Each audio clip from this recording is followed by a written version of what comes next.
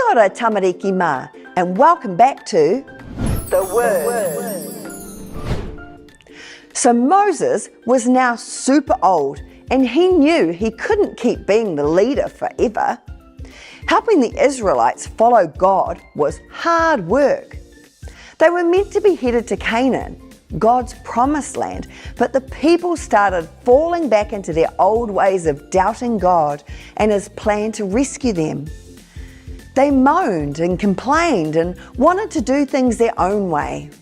It should have taken them about 11 days to get to Canaan, but instead they got stuck for 40 years. All that time, God kept His side of the promise, protecting the people He called His family. So Moses asked God to pick a new helper, and He picked a man named Joshua. Joshua had already shown the Israelites how much he trusted God's promise. When he was younger, Moses picked him and 11 others to be spies. They were sent out to scope the promised land. When they arrived, Joshua and his mate Caleb thought it was amazing and saw that it had everything that God's family, the Israelites, needed to live a happy and healthy life. The other 10 spies saw the same things and thought that it was really good, but they got scared when they saw that there were people living there already. They came back and said to Moses, "The people who live in the land are like giants. They will crush us like bugs."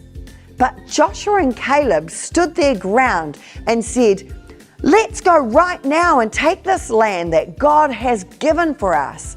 I know that He will help us. Nothing is too difficult for our God." But the people didn't listen to them, even though God had shown them so many times how powerful He was and that He kept His promises. After Moses died, Joshua took the lead of his people. He knew that he was going to have to be the one to finally help get the Israelites to the promised land.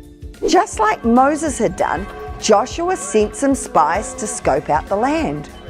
But they were almost spotted. They needed help and fast. That's when they met Rahab.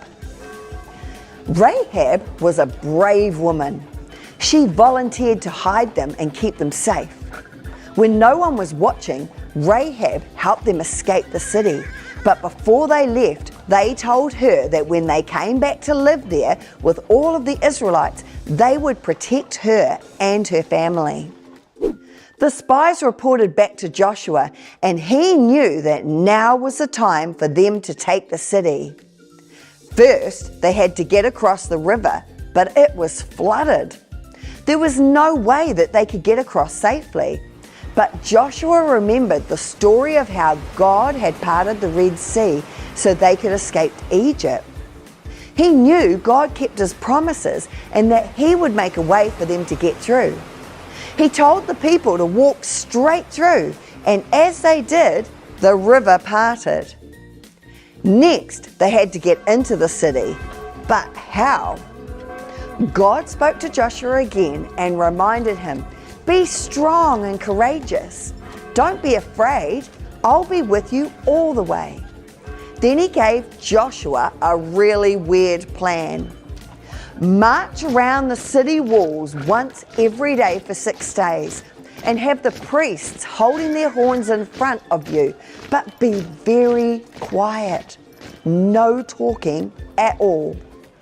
On the 7th day, march around the city 7 times and have the priests blow their horns.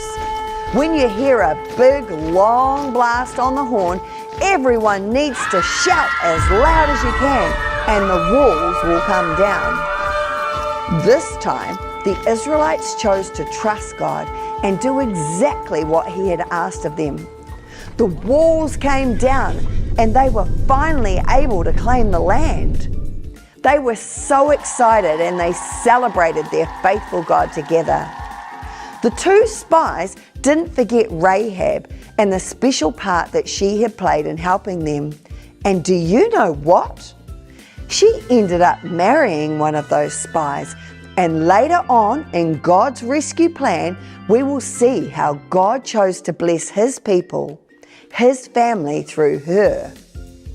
As lifelong followers of Jesus, we each have a different part to play in God's plan. Whatever our part is, it's going to take courage.